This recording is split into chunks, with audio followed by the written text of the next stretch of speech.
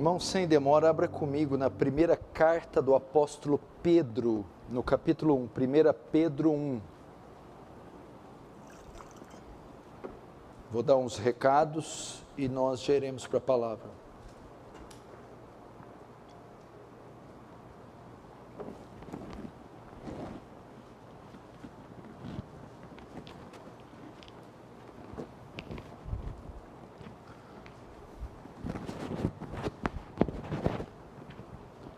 Primeira carta do apóstolo Pedro, capítulo 1.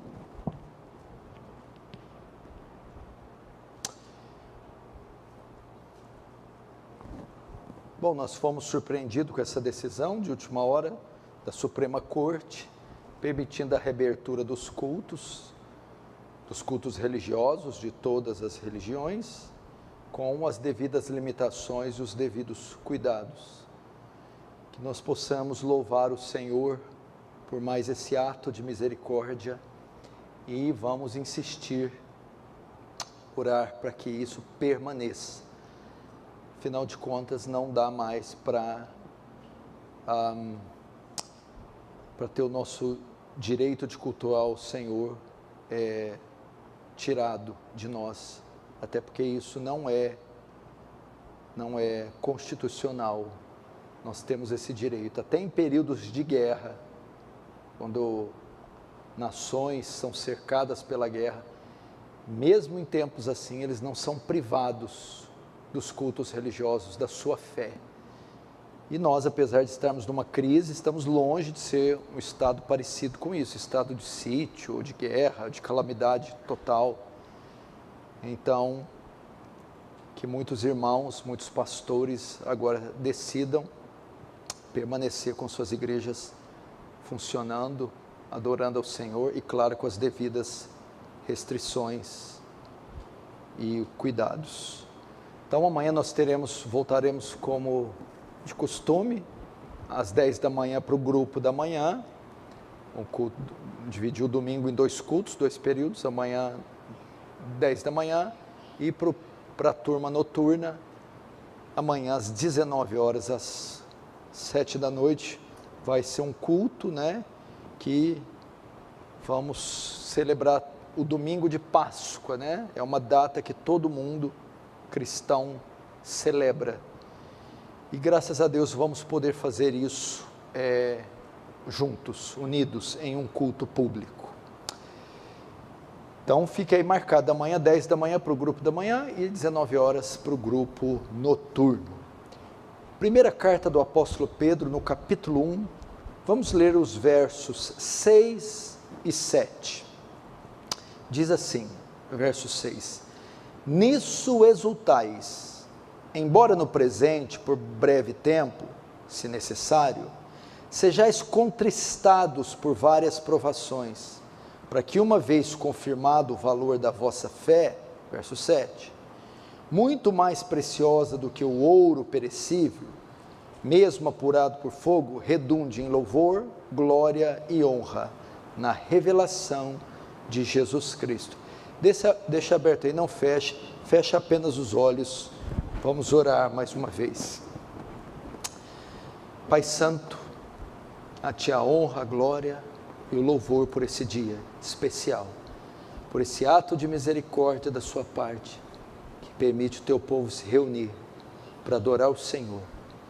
Que em nosso coração esteja claro que isso não é um bem feito apenas a nós, e nem tem a nós como centro, é um bem feito a Ti mesmo, porque esse retorno celebra a Ti, Teu nome, Tua cruz, Tua ressurreição, Teu poder, Tua misericórdia, Tua presença. Que não falhemos nesse ato de dar a Ti a glória e o louvor devido. Que haja graça aqui no salão, em todos que estão me assistindo pelos lares, que o Senhor leve mentes e corações cativos à Tua palavra, que Teu reino avance, que Tu recebas glória para Si, e que nos conforme a imagem do Seu Filho, em nome de Jesus. Amém.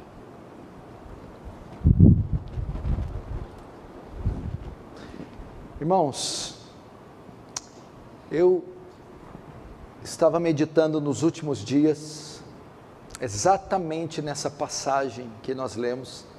Essa passagem tem muito a nos ensinar, porque ela está associadíssima ao tempo que estamos vivendo, a esse período de crise que já dura aí, que já passa de um ano. E é interessante, nós como cristãos, temos que entender o sentido de tudo que está acontecendo. Nós, por sermos cristãos, nós somos dotados de percepções, de discernimento, de uma mente incomum, invulgar, diferente da mente dos incrédulos. Temos a mente de Cristo. Nós recebemos o Espírito Santo, e o Espírito Santo dá a nós também discernimento. Jesus julgou os escribas e fariseus, dizendo que eles não eram capazes de fazer a leitura dos tempos. Nós, diferente deles, temos essa capacidade, e Ele nos chama a discernir os tempos. Então somos pessoas que, por ser quem nós somos, redimidos, regenerados, possuidores de uma nova mente, do Espírito Santo, temos que ser capazes de fazer juízo de valor das coisas, juízos corretos.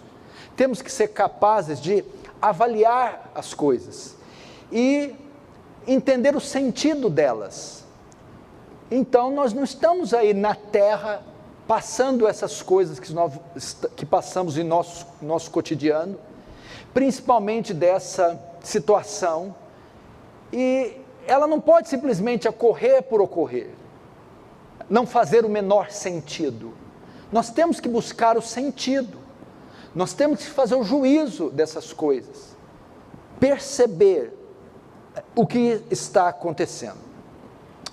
Nesse sentido, nós podemos, então, avaliar as coisas de três maneiras. Esta situação presente que assola o Brasil e o mundo todo, ou as tragédias, os intempéries da vida, os obstáculos, enfim, o sofrimento. Primeira maneira de enxergar é que tudo o que ocorre é obra do acaso. É obra do acaso. A lei da causa e do efeito. Toda causa produz um efeito e todo efeito possui uma causa. Então o que está acontecendo é mero acaso, são coincidências. É a lei da ação e reação. Não tem um propósito, não tem um sentido específico. As coisas ocorrem de forma aleatória, ocasional. Segunda maneira de entender o que está acontecendo: tudo que ocorre é fruto do poder do mal. É um plano maligno, dirigido por forças malignas. A mente maligna, todo mal, todo sofrimento, toda tragédia, toda crise, é obra de Satanás, é fruto de Satanás, é a soberania do diabo que governa e decide todo o mal que ocorre na terra. Ou a terceira maneira de enxergar as coisas: vivemos em um mundo organizado, criado por Deus, no qual Ele, Deus, detém o controle de tudo que ocorre, com um propósito pré-ordenado e específico. Ou tudo é obra do acaso, e não há sentido para nada, causa e efeito, ou tudo que ocorre é fruto do poder do mal, e nós não temos controle nenhum, nem Deus, como ensina o teísmo aberto. Ou a terceira: nós vivemos em um universo organizado, criado por Deus, no qual Ele, Deus, detém o controle total, e tudo ocorre com um propósito pré-determinado e específico. É exatamente como nós devemos crer. As coisas têm um propósito, têm um sentido, não ocorrem de forma aleatória, e nós temos que perceber, compreender o sentido, saber o propósito.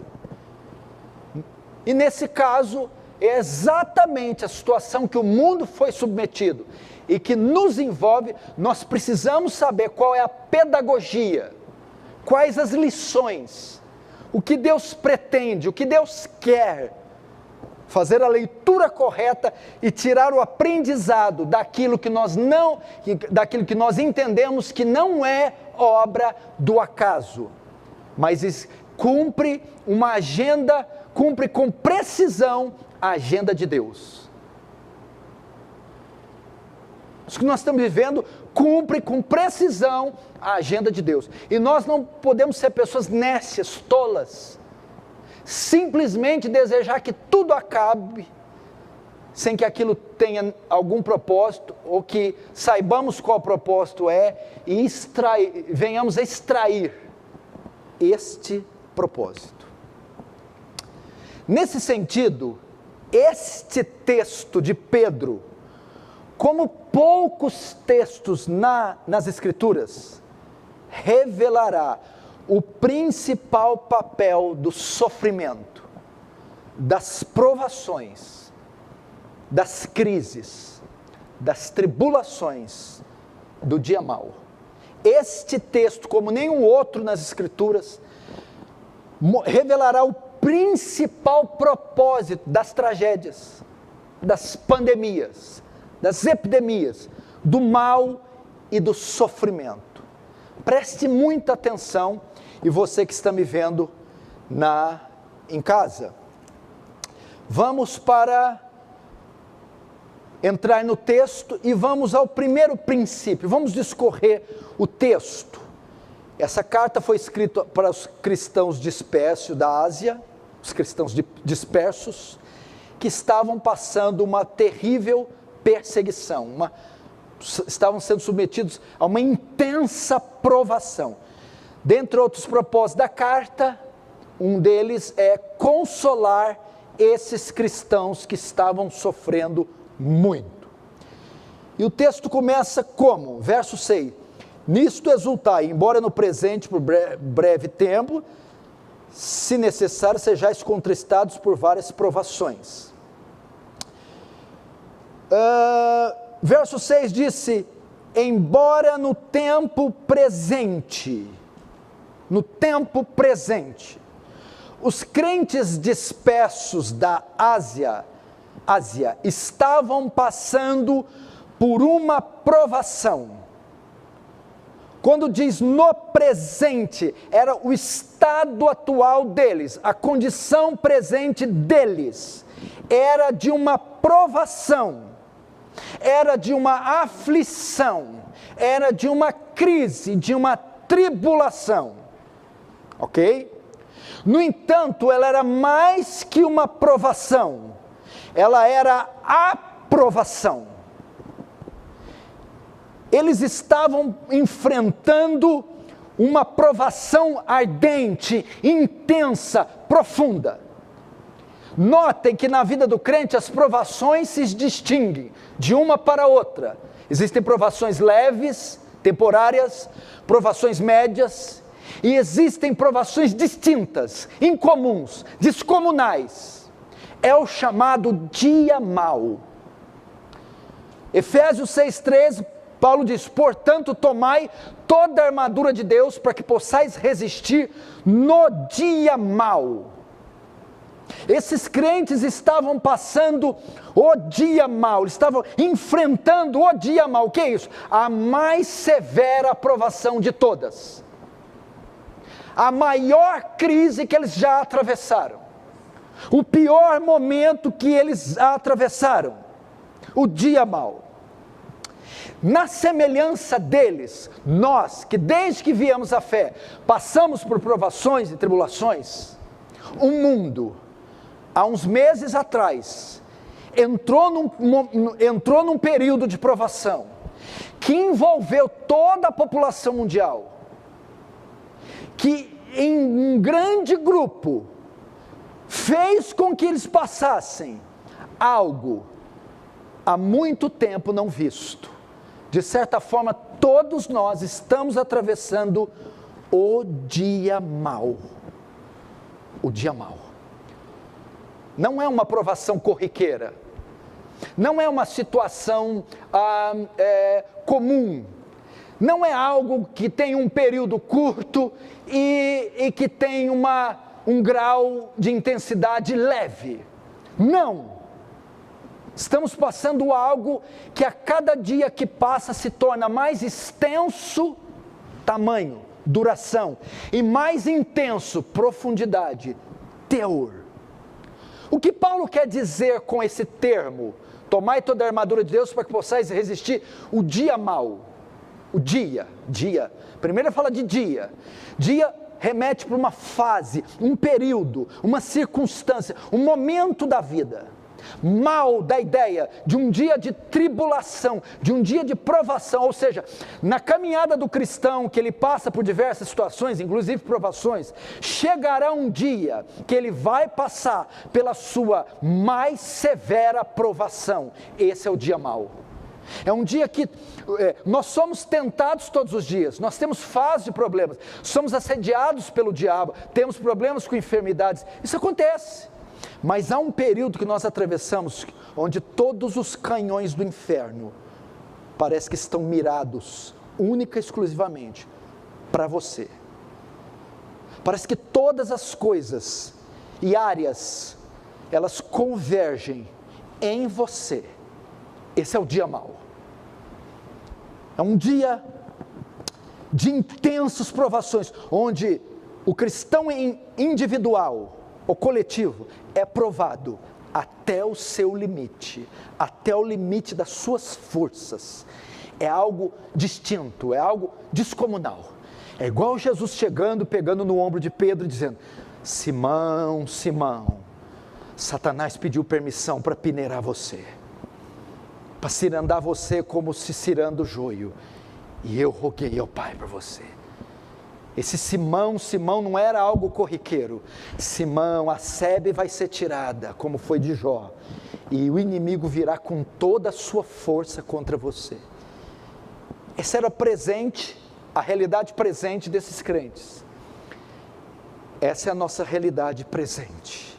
Estamos enfrentando uma das mais intensas provações da nossa vida, e ela talvez não seja tanto pelo teor, ela seja pela extensão, pela duração dela. Ninguém aguenta muito tempo uma provação. O próprio Jesus disse: se aqueles dias não fossem abreviados, encurtados, interrompidos, nenhuma carne se salvaria. Nós não temos a construção do nosso ser, ela não suporta tanto tempo. E essa provação se torna cruel, essa agora que nós estamos vendo, cruel, terrível, por causa da extensão dela. O nosso coração parece que salta da garganta. E Pedro vai dizer também que as provações se distinguem em número e em gênero. Em número, quantidade, e em gênero, em tipo, em qualidade de provações. Então as provações se distinguem em número e em gênero, em caráter. Primeiro, Pedro fala de número, quando ele diz aqui no verso 6, nisso exultais, embora no presente por breve tempo, se necessário, sejais contristados por várias provações. Várias. Primeiro Pedro fala do número, várias aponta para muitas. Muitas. Eu vou te dar um segredo aqui, que se você conseguir captar, você nunca mais verá as tribulações da mesma forma. É um princípio que eu aplico para mim. Se nós condicionarmos nossa vida a isto, resistiremos com mais facilidade no dia mau. O que é? Ele está declarando que vida cristã, ser crente, conversão, não é um convite para colônia de férias, não é um convite para uma vida de paz e quietude, Uma vida cristã verdadeira é marcada por sucessivas provações. Igual eu estou aqui, estou pensando em entrar no meu carro, já aconteceu alguma coisa lá em casa. Eu já estou esperando. De modo que se eu chegar e encontrar, eu não vou ficar tão abatido, meu coração está preparado. Então o termo fala várias provações. O crente é submetido a uma sucessão de batalhas. O crente não enfrenta uma só batalha. Quando Hitler foi invadir a União Soviética na operação chamada Operação Barbarossa, na Segunda Guerra Mundial, a União Soviética se viu com um problema. Hitler atacou em 3 frentes de batalha: Kiev, Leningrado e Moscou, ao mesmo tempo. É muito diferente você enfrentar um inimigo que está no portão social, outro inimigo que só vem pela esquerda. Outra coisa é, um está no portão social, um está no telhado, outro está nos fundos. Assim é a vida do crente, ele nunca combate uma só frente. Ele sempre combate em muitas frentes. Então, elas se distinguem primeiro em número. É uma atrás da outra. Quando você vence uma, aparece outra, e vence outra, vem outra. Quando é no casamento, é na finança. Quando é na finança, é no corpo. Quando é no corpo, é espiritual. Quando é espiritual, é moral. São muitas as provações. Você precisa aprender que esse mundo é hostil a nós. Nós não estamos em casa. Nós vivemos numa terra estranha. Somos luz vivendo no mundo em trevas. Nós somos alheios aos costumes, aos modos, de forma que esse mundo é rude, áspero, hostil a nós. Nós sempre vamos nos deparar com provações. Paulo vai dizer isso em 2 Coríntios 7,5, porque mesmo quando chegamos à Macedônia, a nossa carne não teve repouso algum. Antes, em tudo fomos atribulados, olha só, em todas as áreas. Por fora combates, por dentro temores. Chegamos à Macedônia, em tudo fomos atribulados. Condiciona sua mente a isso. Espere por provações. Entenda que isso não é a sua casa. Entenda que você é um forasteiro, que esse mundo será hostil a você, e a sua vida será marcada por isso. Segundo, as provações se distinguem também em gênero. Pedro, quando fala várias provações, ele não tem em mente só a quantidade, mas ele tem em mente também o gênero, as formas. As provações não só vêm em muitos números, mas vêm também em diversas formas. Se elas fossem muitas, mas só em uma área, já seria muito ruim. Elas são muitas, e elas vêm de várias formas. Nós enfrentamos provações com a família, provações com os filhos, provações com o marido, provações no casamento, mas enfrentamos também provações no corpo, doenças, problemas congênitos, exames, tumores. Também enfrentamos provações no campo das finanças, problemas com dívidas profissionais. Também enfrentamos provações no campo emocional. Elas vêm de diversas formas. Descobrimos que temos um problema emocional, já lidamos com o problema das finanças, de repente é o físico. Elas também vêm através de Deus. Deus, quando impõe, elas também vêm através do diabo. Elas também vêm através de perseguições. São perseguições, são aflições, são finanças. Elas vêm, são diferentes em número e são diferentes em forma. Veja, por exemplo, Paulo vai relatar isso, você fica perplexo ao ler isso aqui.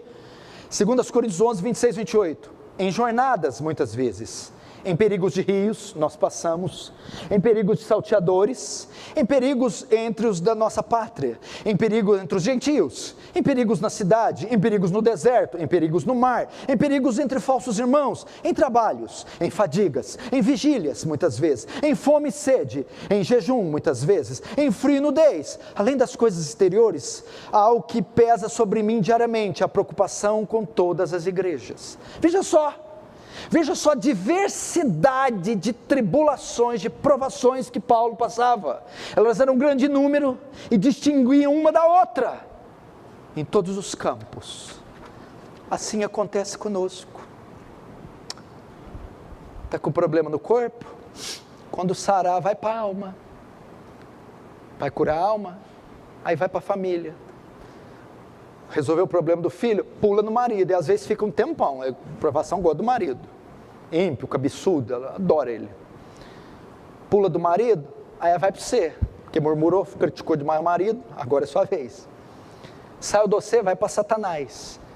É desse jeito. E elas são muitas. Novamente, o ladrão vai no portão social, tá fácil. Problema, meu amor, tem um no portão social, um no telhado, um nos fundos. Como é que combate em 3 frentes? Muito difícil. Terceiro, agora é que eu vou entrar na mensagem. As provações servem a um propósito. E esse é o tema da minha mensagem. Vai aparecer na tela agora. A igreja quer ser livrada e não aprovada. Os crentes, tudo que eles querem é o alívio da aprovação, o fim da aprovação, e não serem aprovados pela aprovação. Terceiro princípio, agora entra a pregação. As provações servem a um propósito. Veja só, verso 6. Nisso resultais, embora no presente por breve tempo, se necessário sejais contristados com várias provações. O que está dizendo? Se necessário. Às vezes é necessário que passemos por provações. Por que as provações são necessárias? Como Pedro fala aqui. Porque elas servem a um propósito. Preste atenção, amadureça agora. As provações não são aleatórias. As tragédias, acidentes domésticos, acidentes no trânsito, óbitos, doenças incuráveis, crimes, tragédias, epidemias, essas coisas não são aleatórias. Elas servem a um propósito. Tem gente que pensa que o mal ocorre por ocorrer, que as tragédias, as tribulações, elas estão aí sem serem medidas. Não! Vamos aprender algo. Por trás das provações está Deus, todas elas. Gênesis 22, e pois Deus aprova a Abraão. Foi Deus quem provou a Abraão. Foi Deus quem mandou o dilúvio. Foi Deus quem mandou as 10 pragas do Egito. Foi Deus quem levou José para ser cativo no Egito. Foi Deus, ok? Deus está por trás das provações. Deus é o quê? Um dos atributos de Deus é onisciência. O que significa isso? É a sapiência, é o conhecimento. Deus tem todo o conhecimento. Isso aponta para o quê? Se Deus é onisciente, tudo que Deus faz tem uma ciência por trás, tem um propósito, tem um sentido, tem um significado. E se Deus é onisciente, e Deus é quem provoca as provações, logo elas cumprem um propósito. Deus não faz nada sem sentido, nada sem propósito. Nesse caso aqui então, qual é o propósito? Qual o propósito da intensa provação? Qual o propósito do dia mau? aqui Pedro vai revelar, dentre tantos propósitos que a provação tem, ele vai revelar o maior deles, o maior de todos eles. Qual é? O teste da nossa fé. O teste da nossa fé. Veja só o verso 7. Para que, uma vez confirmado o valor da vossa fé, muito mais preciosa do que o ouro perecível, mesmo apurado pelo fogo, redunde em louvor, glória e honra na revelação de Jesus Cristo. Parece que Pedro, ele prevê uma pergunta que irá ser feita por eles, pelos cristãos dispersos da Ásia. Ele antecipa essa pergunta já com uma resposta. Parece que ele antecipa a pergunta, que eles possam dizer assim: por que o crente precisa passar por provações? Por que ele precisa? Para que elas cumpram um propósito. E qual propósito? Verso 7. Eu vou ler em duas versões para dizer o que o verso 7 significa. Primeira, para que, uma vez confirmado o valor da vossa fé, as provações vêm para testar o valor da nossa fé. As provações são permitidas para avaliar o valor da nossa fé. Outra tradução: elas mostrarão, elas quem? As provações mostrarão que sua fé é autêntica. Essa é a nova versão transformadora. Elas mostrarão que a sua fé é autêntica. Elas quem? As provações. As provações têm esse poder: avaliar sua fé, aquilatar sua fé, ver a autenticidade, testar o valor da sua fé. E a fé aqui, ela ocupa vários sentidos. Não é a fé para crer na cura de uma doença. Fé aqui é a profissão de fé. É avaliar o seu cristianismo, avaliar a sua conversão, a sua aliança com Deus, a sua fidelidade a Deus. Foi isso que eu refleti esses dias, orando, meditando, e eu imaginei: Senhor, por que dura tanto tempo essa crise e ela não cessa? E várias pregações já foram feitas, várias orações, várias repercussões. É como se eu tivesse uma convicção que esse texto aqui, esse é o maior propósito de nós estarmos vivendo o que estamos vivendo. Nós estamos preocupados se vamos perder o bem material ou não, a casa ou o emprego, se vai voltar ao poder candidato A ou candidato C, se vai se instalar uma nova ideologia nesse país ou não, se vai falir essa ou essa firma, se nós vamos morrer ou não, se o ente querido ou não. Nosso coração fica imergido nisso. Aí vem a palavra de Deus, vem o Espírito Santo: não, a maior preocupação da igreja deveria ser: vocês não estão entendendo? Tudo isso está acontecendo porque eu estou submetendo a igreja a um teste. Eu estou testando a igreja. Eu estou submetendo ela a um rigoroso teste. Por isso que eu estou insistindo com isso. Porque mais do que trazer alívio, isso, e as benesses e tantas outras coisas, tem um propósito que é mais elevado, que transcende esse campo terreno. Eu estou testando a aliança da igreja. Eu estou vendo até onde ela vai, até onde ela suporta. Eu estou vendo até onde a fidelidade deles permanece. Por isso a insistência. Porque conforme o tempo passa e a intensidade aumenta, vão se revelando as naturezas dos cristãos. Vai se revelando as alianças dos cristãos, vai se revelando a identidade, as máscaras começam a cair.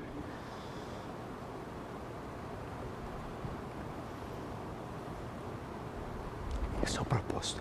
Então, muita gente, André, a maioria, Raquel, está pensando só no livramento da provação e não em serem aprovados no teste que nós estamos passando.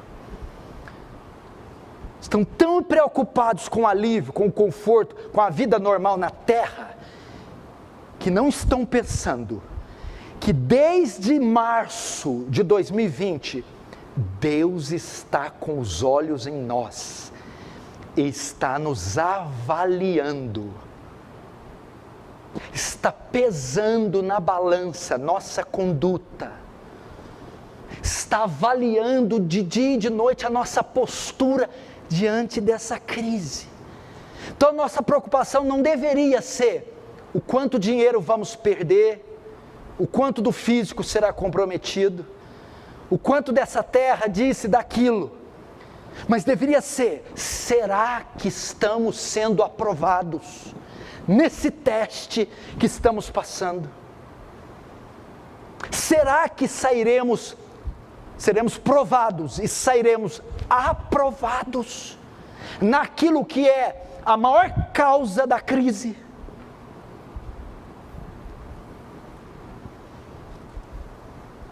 E daí, o que adianta o livramento? A cura? A empresa não ir à falência? O que adianta tudo isso se eu não for aprovado no teste que eu estou passando? Então as provações vêm para avaliar você. Avaliar o quê? Sua fidelidade a Deus. Abraão se manteve fiel, mas a sua fidelidade não foi provada até ele ser testado. Qual foi a grande provação de Abraão? Abraão, vai a Moriá e me dá teu filho, e sacrifica teu filho, teu único filho, a quem amas. Foi uma provação. Mas qual era a finalidade da provação? Eu quero alívio, meu Deus. Não, ela não estava ali aleatória. Provar, testar a fidelidade de Abraão. Abraão pegou a lenha, pegou o menino, subiu no Moriá, amarrou o menino, pegou o cutelo e ia cravar no menino. Abraão foi provado e passou no teste. Foi aprovado. Segundo, a aprovação vem para avaliar sua perseverança. Sabe qual é a maior prova de fé? Eu esperar que aconteça imediatamente. Não. A maior prova de fé é, ainda que não aconteça, eu esperar até o fim. Perseverança. Insistir. Não recuar. Não ceder. Não ir para a esquerda nem para a direita. Não tremer ante as tempestades. Ela veio avaliar a nossa perseverança. Terceiro, veio avaliar a nossa obediência. Gente, o que eu estou vendo de gente reprovada, gente que não tem nenhum compromisso com a sã doutrina, a escritura, que tem alianças de algodão doce com Deus, alianças de papel crepom. A obediência, se manter fiel, obediente, irrestritamente a Deus no meio de tudo isso. Esse é o principal propósito. Por isso que Deus está insistindo. Está com o botão ali, com a mão ali dizendo: eu não recuo, eu não cedo, eu não cesso. Porque eu estou submetendo a terra a um exame. Sobretudo, meu povo. E Pedro, para você entender aqui, ele usa o exemplo do ouro, para você entender o teste, porque o texto diz, verso 7, uma vez confirmado o valor da vossa fé, muito mais precioso que o ouro perecível, mesmo que apurado, purificado, queimado pelo fogo, até aí. O que é isso aqui? Presta atenção. O ouro é o metal mais valioso do mundo. Então ele compara a nossa fé com ouro, que é uma coisa valiosíssima. Ele é citado na Bíblia 380 vezes, como algo que tem muito valor. O ouro, quando é extraído na natureza, bruto, ele vem cheio de impurezas, de metais colados nele, ok? E este fogo tirado, ele passa pelo fogo, para ser testado a sua pureza, a sua genuinidade, se ele é ouro puro, se ele é, ok? Então ele é submetido a altas temperaturas. Quando ele é colocado no fogo, alguns metais vão se despregando dele. Então o fogo tem que aumentar mais ainda, porque alguns metais estão incrustados. E aumenta mais até o seu limite, até que se queima tudo, só restando o ouro 24 quilates. Então diz que o processo do ouro é assim, ele é extraído, e qual que é a ideia aqui? O fogo vem e vai subindo a temperatura. O que for queimado pelo fogo, foi reprovado, não vale nada.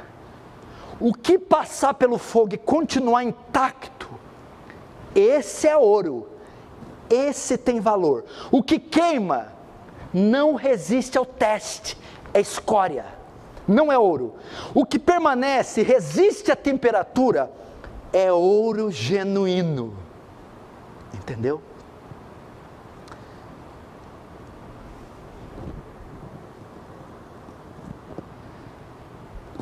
O que ele está querendo dizer?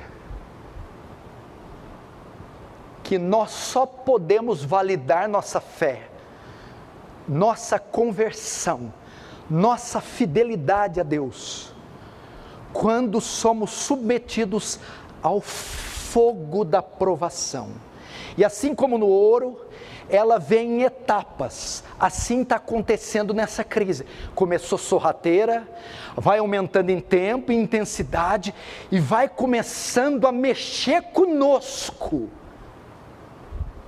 Se a provação nos queimar, se ela fizer nós sucumbirmos, tropeçarmos, não somos ouro.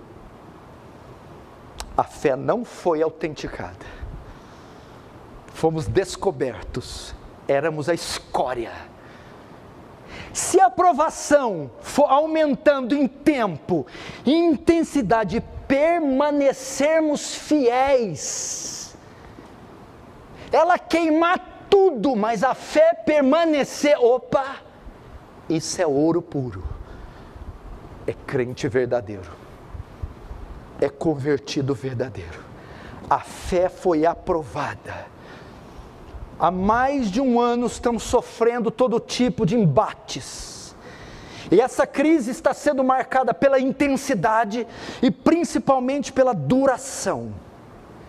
Muitos estão preocupados só em serem livres, ou serem livrados, e não em serem aprovados. Você esqueceu que essa aprovação é pedagógica? Você esqueceu que ela está cumprindo uma agenda? Você parou para pensar que o tempo todo Deus está te avaliando?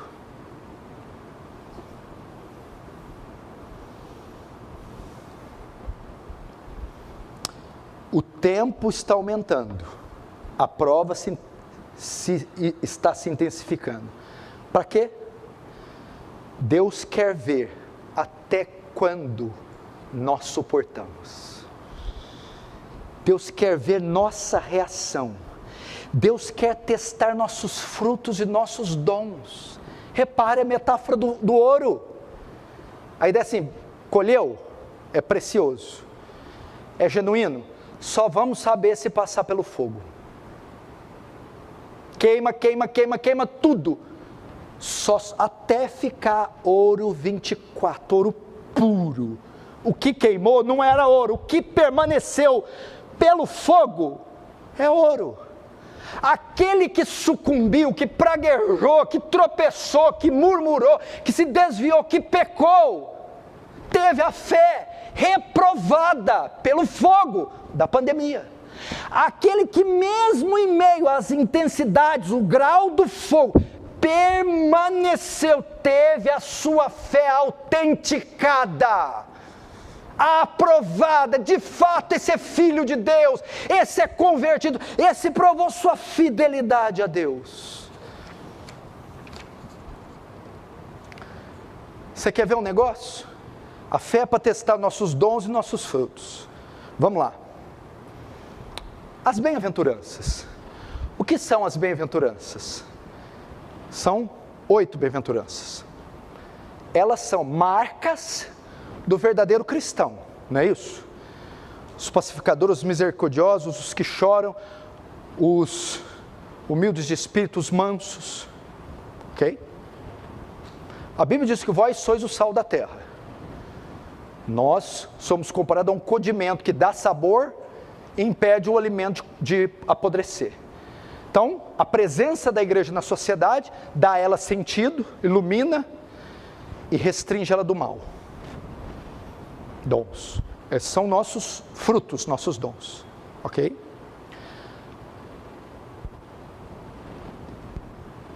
Agora, a gente fica reclamando. Mas a provação, o problema, a tempestade. Passa, Senhor, passa. Mas olha só. Como é que as bem-aventuranças que estão em nós podem se manifestar? Por exemplo, a misericórdia. Bem-aventurados os misericordiosos. A misericórdia só se manifesta se houver sofrimento. É impossível ser misericordioso com alguém que não está sofrendo. Então é dentro de uma pandemia, com o caos instalado, o inferno, onde o sofrimento vai estar ao meu redor, que eu, provado pelo fogo, bem-aventurados misericordiosos, eu vou demonstrar misericórdia a quem está sofrendo. Estou sendo testado. Eu estou vendo miséria, tragédia, dor, sofrimento, e estou tendo compaixão, sentimento e ação. Os pacificadores, promotor da paz, como é que pode mostrar essa bem-aventurança? Como é que eu posso trazer paz se não houver guerra? O pacificador manifesta seu dom, é quando há conflitos, é quando há crises, é quando há guerra, e ele chega, e ele é um pacificador, ele reconcilia partes, ele apazigua. A provação, segundo Pedro, é para isso, testar nossos frutos, no meio do sofrimento, demonstrando misericórdia em vez de murmurar, no meio de conflitos, fazendo paz com as partes. Bem-aventurados que choram. Mas como é que eu vou chorar se está todo mundo feliz? Chora quando vê a corrupção, quando vê o pecado, quando vê a iniquidade. É agora, em vez de eu ficar pedindo alívio, querendo que eu seja livre, ela vem para quê? Manifestar meus dons, meus frutos. Eu choro ao ver criminalidade, choro ao ver essas leis ante Deus, choro. É o quebrantado. Os mansos. E assim vai. Você está entendendo? Aí você não quer aprovação. Mas como é que você vai mostrar o seu sabor, o sal? Como é que você vai mostrar a sua luz se não tiver trevas?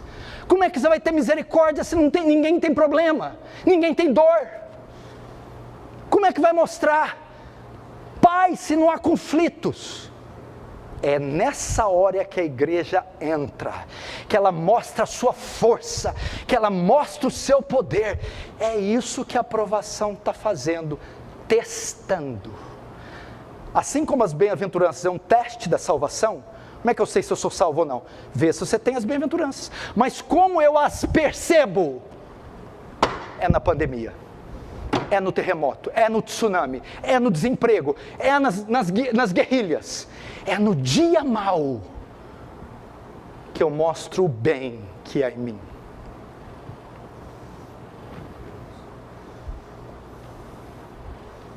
Novamente, a igreja está preocupada em ser livrada, querendo ser livrada e não aprovada. Você já viu? Meu Deus, nós estamos reduzindo a nossa fé numa coisa tão pobre. Ninguém quer saber de nada, meu irmão. Quer saber de levar o meu, de sair por cima. Ninguém está pensando, eu tenho que honrar o meu Deus, eu tenho que exaltar o meu Deus, eu não posso envergonhar o meu Deus. Não, é quanto eu vou levar nisso tudo. Isso é muito triste. Ai, passou, não é ai, passou, fui aprovado. Como é que está meu crédito diante de Deus? Se Deus no final da pandemia passar um relatório da sua vida, qual vai ser a definição dele? Veja o exemplo de Jó, e nós já vamos terminar. Vai lá para Jó, pega Salmos e volta, é atrás de Salmos. Jó.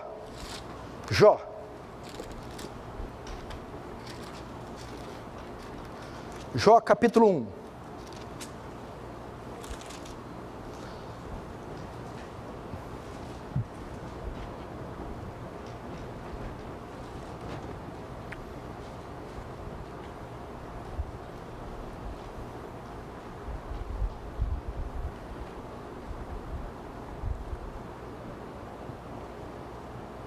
Veja só, olha aqui para mim. Jó, nós vamos resumir tudo que foi pregado na vida de Jó. Jó passou por provações, passou por estágios de provações, ou seja, como o ouro, o fogo foi aumentando. A aprovação tinha uma finalidade, não estava ali ocorrendo aleatória. E o final, vamos ver se a fé de Jó foi aprovada ou não. Veja só, primeiro vamos ver o que está por trás do sofrimento de Jó. Jó capítulo 1, verso 9. Então respondeu Satanás ao Senhor: porventura Jó de balde teme ao Senhor? Porventura tu não cercaste de sebe a ele, a sua casa e tudo quanto tem? A obra de suas mãos abençoaste, o seu gado tem aumentado na terra? Mas estende a tua mão, toca-lhe em tudo quanto tem, e verás se não blasfema contra ti na tua face. O que estava por trás do sofrimento de Jó? O teste da fé de Jó. Era só isso. O que está por trás daquela tragédia que ocorreu, veja só, Satanás conversando com Deus, a permissão do diabo para tocar em Jó, sofrimento, tribulação, crise, pandemia, fale o que quiser, era para avaliar a fidelidade de Jó, a conversão de Jó, a fé de Jó, a obediência de Jó. É isso que Deus está fazendo, por isso está insistindo com esse momento. E está pegando um monte de crentes imprudentes, desprovidos de bom senso, que estão murmurando, faltando de culto, pecando, fazendo um monte de coisas, ao invés de estarem firmes, confiantes no Senhor, esperando ser aprovados. Vamos ver os testes. O primeiro teste foi sobre os bens de Jó, verso 13 a 17. Só vou ler rapidamente. Sucedeu um dia em que seus filhos e suas filhas comiam e bebiam vinho na casa do irmão primogênito, verso 14, que veio um mensageiro a Jó, ele disse: os bois lavravam e as jumentas passeam junto a eles, de repente deram sobre ele os sabeus e os levaram e os mataram, e mataram os servos ao fio da espada. Só eu escapei para trazer-te a nova. Falava este ainda quando veio outro e disse: fogo de Deus caiu do céu e queimou as ovelhas e os servos. Verso 17. Falava este ainda quando veio outro e disse: dividiram-se os caldeus em 3 bandos e deram sobre os camelos e os levaram e os mataram os servos à espada. Até aí. Primeiro os bens. Jó era o homem mais rico do Oriente, um empresário, um fazendeiro. Jó perdeu tudo, todas as plantações, fogo, todos os camelos roubados, as juntas de boi, todas roubadas, e as ovelhas. Primeiro estágio da provação de Jó. Os seus bens, Jó perdeu, Jó faliu, Jó quebrou, Jó ficou pobre, sem nada. Agora o fogo vai aumentar, porque o fogo, numa certa temperatura, não tira tudo do ouro, está muito encrunvinhado, tem que aumentar o fogo. Agora a provação sobe mais um nível. Vai agora tocar na família de Jó. Veja o verso 18. Também este falava ainda quando veio o outro e disse: estando teus filhos e tuas filhas comendo e bebendo vinho em casa do irmão primogênito, eis que se levantou grande vento do lado do deserto e deu nos 4 cantos da casa, a qual caiu sobre eles, e morreram. Só eu escapei para trazer a nova. Achou que já estava difícil? Imagina perder tudo. Imagina o Hélio, te liga, seus funcionários fez uma maracutaia, você não tem mais nada, foi tudo penhorado, e você tem uma dívida de $500 mil ainda com o banco. E a hora que você chega para entrar em casa, suas coisas estão lá fora, o apartamento não é mais seu. Leva o carro, cancela os cartões. Onde que eu vou dormir? Onde que eu vou comer? Como é que eu vou pagar a escola dos meus filhos? Deu tudo. Como não se bastasse, Jó está ali sofrendo ainda a falência financeira. Ele fica sabendo: Jó, seus 10 filhos acabam de falecer. É como um acidente. Está fazendo uma excursãozinha com a van, capota. Não sobrou ninguém. Imagina você ir num velório com 10 caixões e serem 10 filhos seus. Jó foi provado a sua... Olha o grau subindo, olha o fogo. Qual o propósito de perder 10 filhos? Qual o propósito de vir uma praga do céu, fogo, queimar tudo, de ladrões invadir, levar tudo e matar até os funcionários? Verso 9. O diabo falou: toca nele, provação, para ver se ele não nega, para testar se ele é crente ou não, se ele vai se manter fiel ou não. Foi o único propósito do livro inteiro de Jó. Jó sofrer para testar a fé. Agora vamos ver nessas 2 primeiras etapas. Imagina, o homem está sem nada e velando 10 filhos. Vamos ver o resultado dos 2 primeiros testes, verso 20 e 22. Então Jó se levantou e rasgou seu manto e rapou sua cabeça e lançou em terra. Sabe o que fez? Adorou e disse: nu saí do ventre da minha mãe e nu tornarei para lá. O Senhor deu, o Senhor tomou, bendito seja o nome do Senhor. Agora vai o teste, olha lá, sentença final.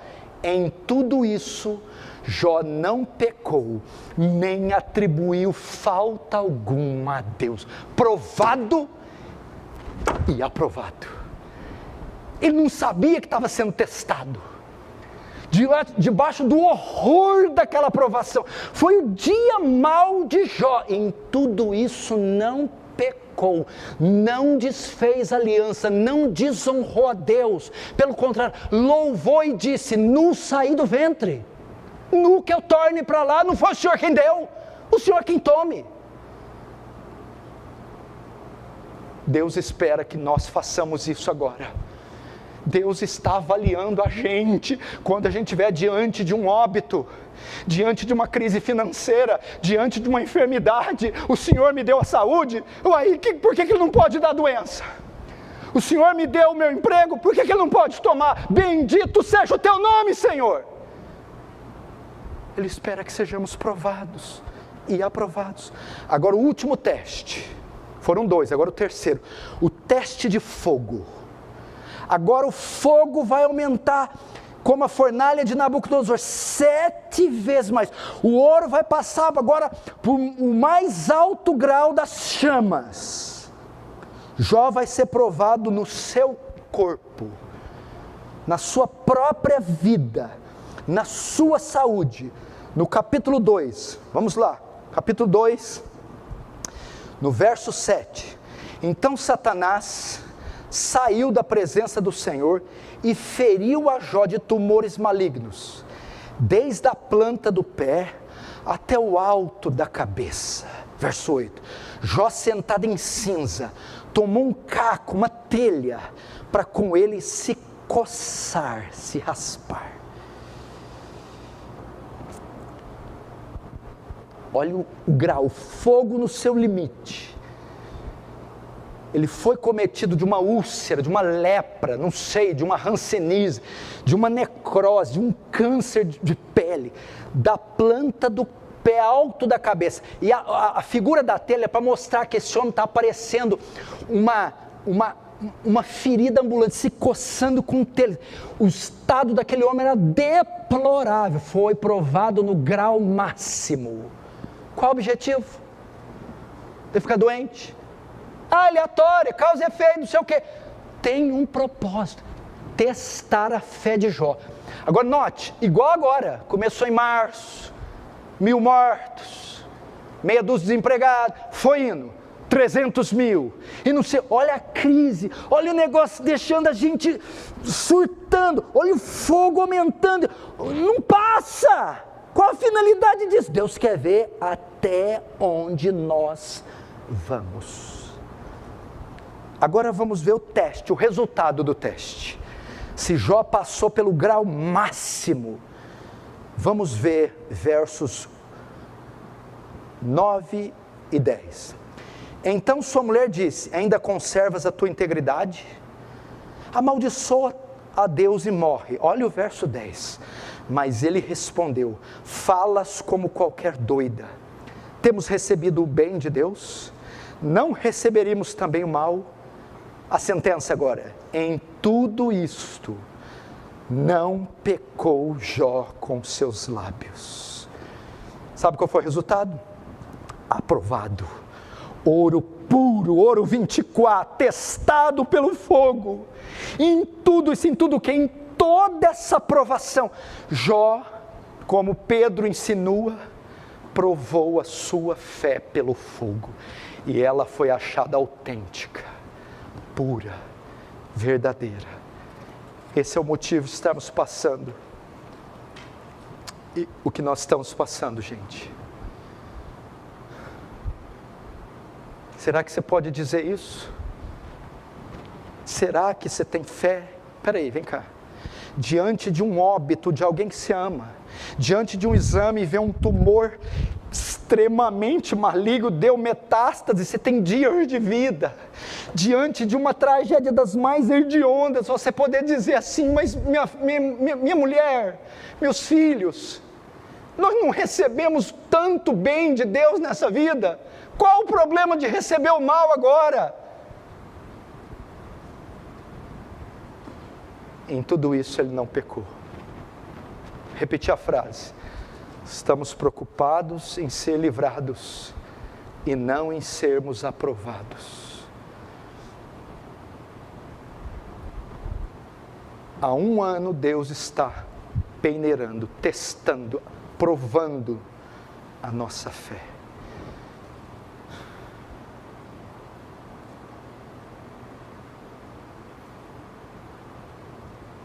Agora eu encerro com isso. Fim, uma palavra de consolo em meio às provações. Primeiro, nenhuma provação é para sempre. Volta lá em Pedro, 1 Pedro, capítulo 1.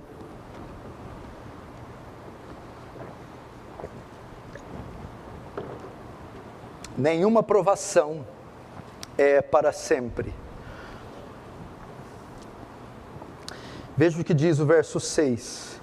Nisso exultais, no presente, por breve tempo. Por breve tempo, se necessário, sejais contristados por várias provações. Pedro usa o termo breve tempo. Nenhuma provação é para sempre. Fique tranquilo, esse dia vai passar. Tem um tempo. Ninguém suporta um tempo só de provações. Vai acabar. Fique tranquilo. Jesus disse: se aqueles dias não fossem abreviados, nenhuma carne suportaria. Ele sabe até onde nós podemos chegar. Ele sabe que ninguém suporta tanto tempo debaixo de uma provação. O termo diz: por um breve tempo, um tempo limitado, um tempo definido. As provações são passageiras. Elas vêm, são intensas, são extensas, mas não duram para sempre. Vai acabar e nós vamos olhar para esse tempo Vamos louvar a Deus. Vai passar. Quem sabe já esteja passando. Pode ficar tranquilo, elas têm um tempo determinado. Segundo, as provações são motivos de tristeza. Veja só o verso 6. Embora no presente por breve tempo seja necessário que sejais contristados por várias provações. Contristados é entristecido, angustiado. Talvez você pense, mas eu não posso ficar triste? Não, a provação tem esse poder. Nos deixa abatidos, nos deixa tristes, nos deixa chorosos, contristados. Neemias ficou assim quando viu a grande provação sobre ele, no verso 4, tendo eu ouvido essas palavras da condição de Jerusalém, assentei-me e chorei e lamentei por alguns dias. O desemprego, a morte, o óbito, as tragédias trazem isso para nós, tristeza. Não há nenhum problema quando o coração está abatido. Entretanto,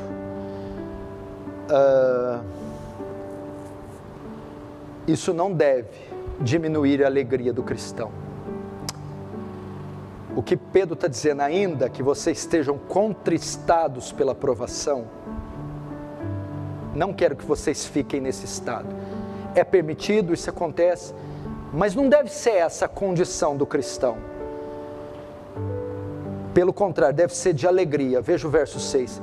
Nisso exultais. Nisso o quê? No que eu exulto? O que ele está falando dos versos 3 ao 5. Ele está falando da salvação dada por Cristo, da regeneração, da eleição, da obra estupenda. Então, dizer, mesmo que passemos por provações, ela tem a finalidade de testar nossa fé, e ela quer nos levar a ficar abatidos.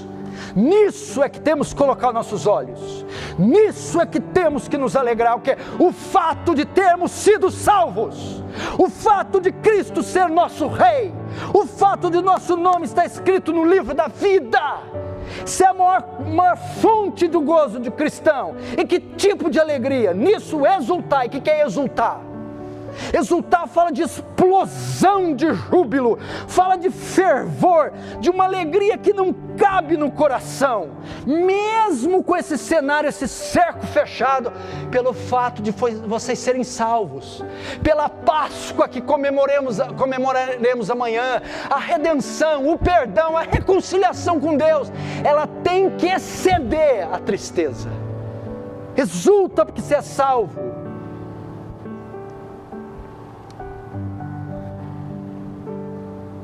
Porque o texto diz, embora no tempo presente seja necessário estar triste, embora, mesmo que vocês estejam tristes, se alegrem pelo que Cristo fez na cruz. Porque a danada da provação, o danado do Satanás, do mundo maligno, do pecado que tenazmente nos assedia, isso aqui, ele não pode desfazer o que Cristo fez na cruz, não pode. Por isso que o crente, a provação pode vir, ela pode torrar você, ela pode vir no seu grau máximo, mas quem nos separará do amor de Cristo? Será a tribulação, angústia ou perseguição, fome, nudez, perigo ou espada? Quer dizer, Pedro concentra todo Romanos 8 no que Paulo está falando aqui nesse texto. Quem nos separa, quem vai desfazer a tribulação no seu mais alto grau, e ela se variando em, será a tribulação, fome, nudez, perigo, espada? Por amor de ti, somos entregues à morte o dia todo, somos reputados como ovelha para o matadouro, mas em todas essas coisas somos mais que vencedores, por meio daquele que nos amou, pois estou certo que nem a morte, nem a vida, nem os anjos, nem os principados, nem o presente, nem o porvir, nem altura, nem profundidade, nem qualquer outra criatura pode desfazer, pode nos separar, pode tirar de nós o céu. Por isso, exultai. Exultai, gente, exultai, Cristo vai te buscar. Cristo vai te salvar.